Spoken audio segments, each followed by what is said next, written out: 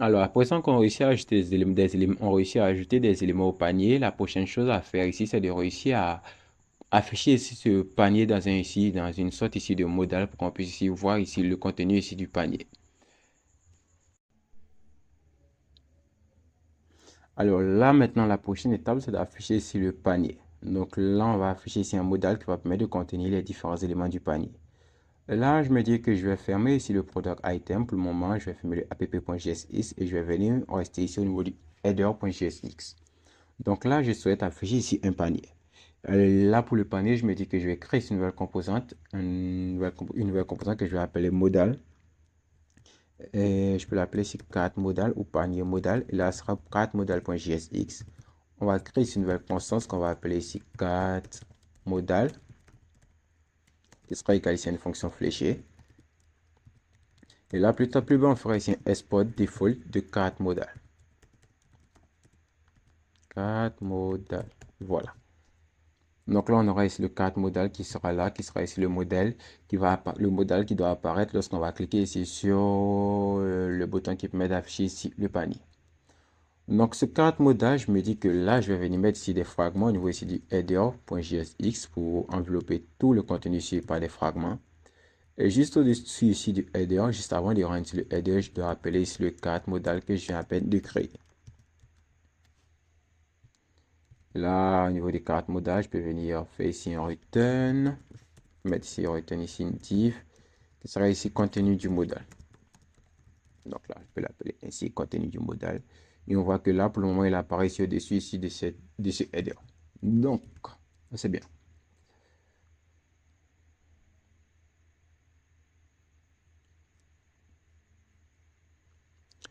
Alors là, ici, pour la gestion ici de ce modal, je vais venir utiliser ici le dialogue, le modal de base conçu ici par HTML.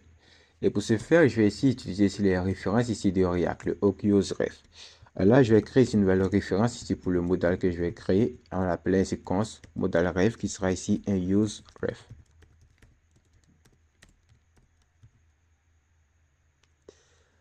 Ensuite, ici, au niveau ici de ce modal, je dois lui passer ici une référence. Donc là, une nouvelle propriété, je vais lui dire qu'il doit recevoir ici une nouvelle propriété qui s'appellera ici ref. Et là, la propriété doit recevoir ici modal ref.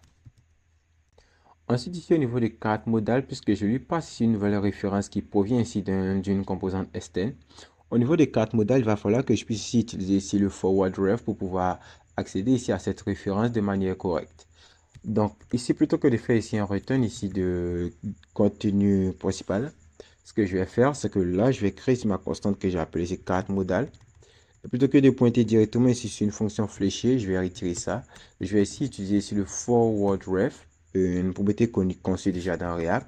Et ici, on va utiliser ici la fonction modale.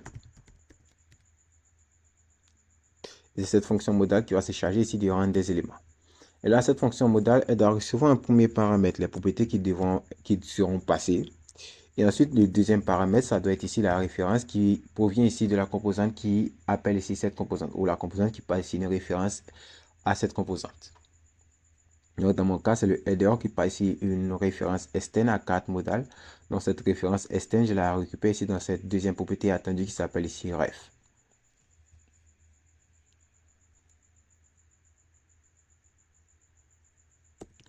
Ensuite, puisque ici j'utilise ici forward ref, il est impératif que j'utilise ici le hook use impératif handle. Donc là, ce use impératif handle, je vais lui passer ici la référence qui est passée ici par le parent. Et là, je vais lui dire qu'il occupe ici, il va faire ici une fonction fléchée pour le moment. Et cette fonction fléchée pour le moment va retenir juste quelque chose qu'on pourra définir ici plus tard. Ensuite, ici, cette carte modale qu'on vient de créer, elle va retenir ici une propriété qui provient ici du portal. Parce qu'on va vouloir déplacer ici le modal. Parce que pour le moment, si on consulte, donc que je retire ça. Si on consulte, on verra que là, le modal est censé apparaître ici, juste au-dessus ici du header. Mais ce que je vais faire, c'est qu'au niveau ici de index.html, je vais créer ici une nouvelle zone où on va vouloir faire apparaître ici les modales. Donc là, je vais l'appeler ici le ID que je vais appeler ici modal root, qui sera ici la zone qui doit faire apparaître ici les modales. Et là, je vais ici faire ici un return. Et je vais appeler cette fois ici le create portal de React pour créer ici un portail qui va permettre de téléporter ici le contenu vers ici une zone qui aura été définie ici dans mon HTML ou dans mon fichier index.html. Donc, à l'intérieur de ce create portal, on va ici utiliser ici le dialog, la méthode dialog de HTML ou alors de JavaScript. On va dire que ça provient ici de JavaScript. Et ici, on va lui passer ici un ID. Et ce ID-là, on le passe ici pour pouvoir styliser ici le modal. Ensuite, là, ici, on va passer ici une référence ici au modal. Mais pour le moment, cette référence, je vais la passer. Je vais lui dire qu'elle ne sera pas définie pour le moment. Ensuite, là, pour styliser ici le panier, on va lui dire qu'on aura ici un H2. Et sur le H2, on aura ici panier qui apparaîtra. On aura ici une forme, un formulaire qui aura ici la méthode dialog. Donc, on aura ici une forme qui aura la méthode dialog. Et on aura ici un bouton qui aura ici le bouton. On pourrait dire que ça sera ici fermé. Et là, ce bouton, son rôle, ça sera ici de fermer ici le modal qui apparaîtra.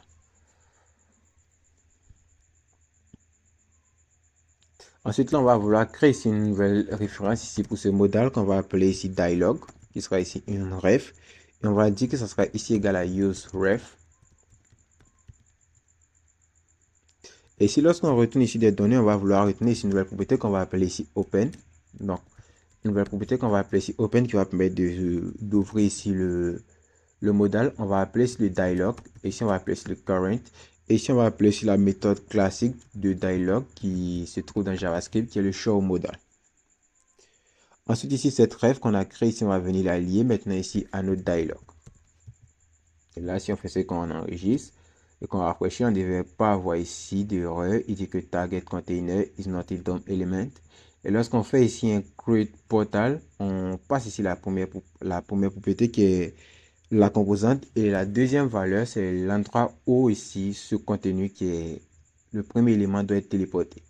Et là, on a besoin d'avoir accès à l'élément qui se trouve ici dans modal route. Donc, cet élément. Donc là, on peut utiliser ici le JavaScript classique avec le getElementById. Et ici, on va lui passer ici ce ID. Et là, si on fait ce qu'on enregistre, il va totalement arrêter de cracher. Si on clique à nouveau sur panier, on verra qu'on n'aura rien qui apparaîtra.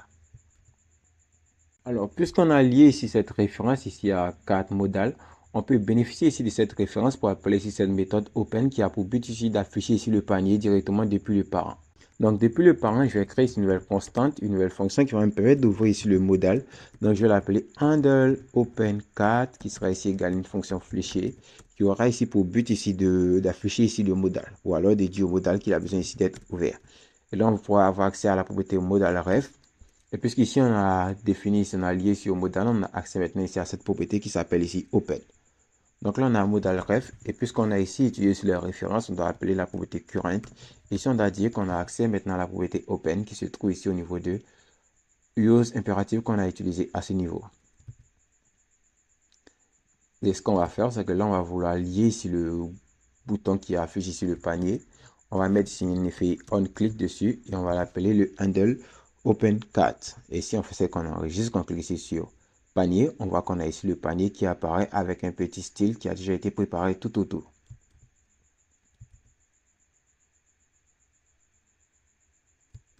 Et là, pour le moment, si on clique ici sur fermer, on peut ici fermer ici le panier. Alors, ensuite, ici, au niveau de carte modal, ce qu'il va falloir faire, c'est d'afficher ici les différents éléments qui composent ici le panier. Donc là, je me dis que je vais créer une nouvelle composante qui va me permettre de lister ici les différents éléments présents dans le panier ou va me permettre de savoir si le panier est vide. Donc là, on va créer cette constante, composante qu'on va appeler cat. Et là, on va encore venir faire ici un export const qu'on va appeler cat. Il sera encore égal ici à une fonction fléchée.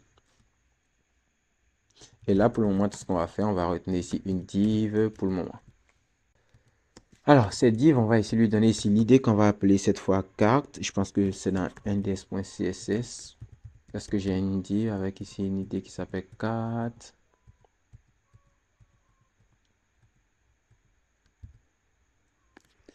Donc, je vais lui donner ici l'idée que je vais appeler ici carte. Ensuite, dans l'intérieur ici de cette div, je vais créer ici une liste de données UL avec une classe name que je vais appeler carte items qui va me permettre de récupérer ici la liste ici des différents cartes. Et ce que je vais faire, c'est de récupérer ici les différentes données qui se trouvent ici dans le panier. Et comme j'utilise ici les hooks de React, comme j'utilise plutôt les contextes ici de React, je peux avoir ici directement accès ici aux éléments du panier avec ici le contexte. Et ici, je vais faire ici le use context. Et ici, je vais faire le use contest de panier contest. Et ici, l'élément que je souhaite avoir accès, c'est l'élément items.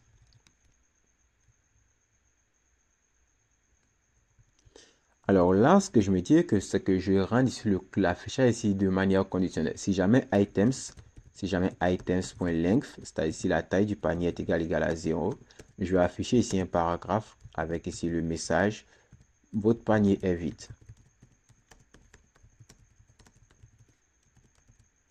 Si jamais la taille du panier, ou alors si jamais items.length est supérieur à 0, alors je vais afficher ça.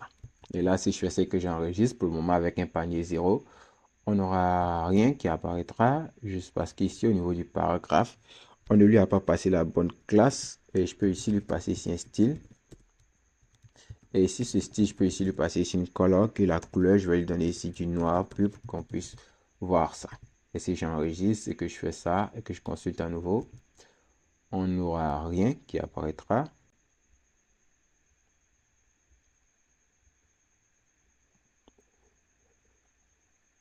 Et pourquoi est-ce qu'on n'a rien? Parce que là, je me dis que là, on n'a rien juste parce que... Ok. Donc là, je peux faire ici un items.length pour essayer de voir si je peux avoir accès à la taille du panier. Et là, je ne peux même pas avoir accès ici à la taille du panier. Ce qui veut dire que là, ici, j'ai un problème.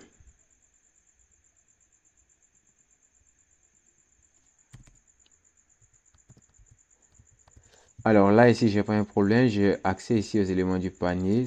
Le seul problème, c'est qu'on voit ici des cartes modales. Je dois venir rendre ici la composante 4 à l'intérieur ici. Donc, puisque je ne l'ai pas rendu, j'essaie d'avoir accès à des propriétés. Voilà pourquoi est-ce que je ne voyais rien. Donc, au niveau des cartes modales, je dois venir rendre ici la composante 4 pour pouvoir afficher ici mes cartes à l'intérieur ici de cette modale. Et là, si on fait ça, on voit que là, on a votre panier est vide qui apparaît. Et là, on voit que cette première condition est prise en compte. Cette fois-ci, je clique ici sur fermer ici le modèle et que j'ajoute ici un élément au panier. J'ajoute un second élément au panier et que je vais ici mon panier. On voit que là, il est vide juste parce que je n'ai pas encore rempli ici les différents éléments qui composent ici mon panier. Donc là, c'est ce qu'on va faire ensemble maintenant. Donc, si jamais on a des données, on va maintenant boucler ici sur ces données avec la méthode map. On peut appeler ça product ou alors item si vous préférez. Et ce qu'on va faire là, on va ici retenir ici des éléments. Donc là, on peut retenir ici un LI. Et là, on doit avoir ici une key. Et la key, ça doit être égal ici à product.id. Et cette key doit avoir ici, cette LI doit avoir ici une class name qui s'appelle ici flex, histoire d'avoir les éléments ici sous forme de flexbox. Ensuite, on aura ici une div qui aura ici la class name qui sera flex, elle aussi, et avec flex column, histoire d'avoir les éléments sous forme de colonne. Donc, on aura un premier span qui sera ici le item.name, qui sera ici le nom du produit qu'on souhaitera récupérer, qui se trouvera plutôt dans le panier, excusez-moi.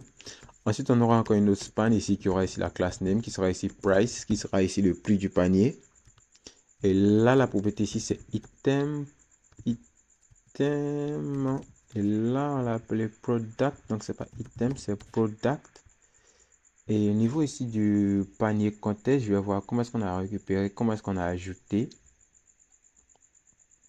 Avec la propriété ajouter dans panier, item, quantity.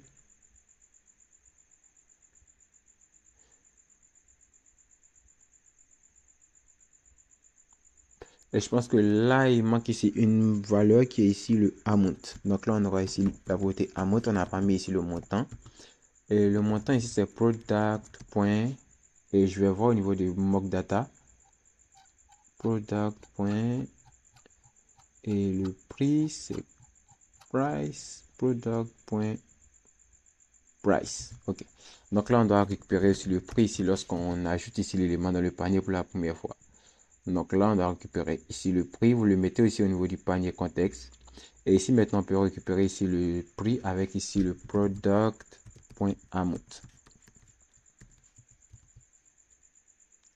Alors là, si on affiche ça à nouveau, on aura ça, les éléments qui apparaissent, mais avec, encore une fois, le style n'est pas correctement appliqué.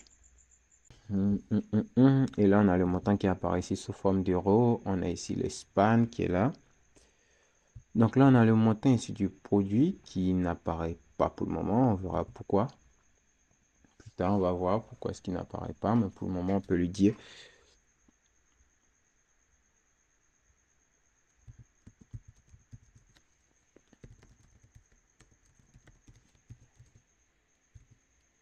On peut ici utiliser ici la classe qui se rappellera ici name. Voyons voir si on a ici une classe qui s'appelle name directement dans le index.css. Name. Alors là, on peut utiliser ici ça. On va créer ici une classe qu'on va appeler ici name qui va permettre d'afficher ici les différents produits. Ainsi.